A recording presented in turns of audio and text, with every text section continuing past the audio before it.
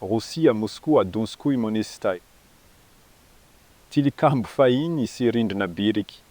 Nanomboka nanamboatra ilay tilikambo. Mba iarovana ny tilikambo sy rodana dia mila manamafy ny fotony ianao.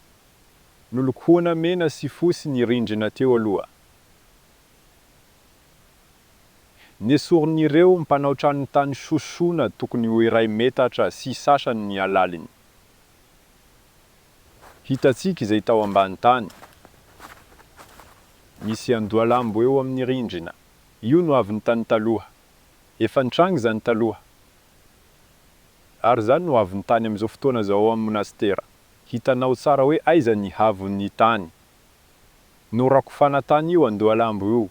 Ny tapany voaloko ihany no niraikitra tamin'ny tany. Ny sisa rehetra dia tany ambanin'ny tany. Andeha isika izery ny tilikambo.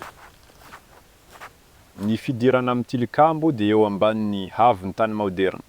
Hitava mizoro ny fironan'ny zanakazo zany. Tsy nokaroana araka ny havony ara-dalàna ny varavarana.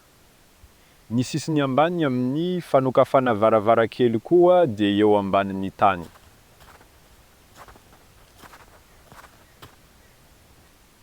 Io no avy nahitra amin'izao fotoana zao. Norakofana tany io tapany io.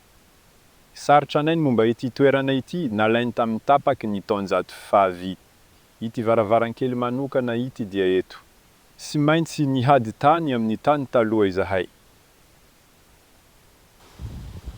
Tazana avy ao anaty tilikambo. Kamo loatra ny mpamery tany ka nihady tany amin'ny gorodona tena izy. Tonga zao ny ampahany mahafinaritra. Nidina tany amin'ny havon'ny tany taloha aho. Andeha ozerensika ny ampahany amin'ny tany.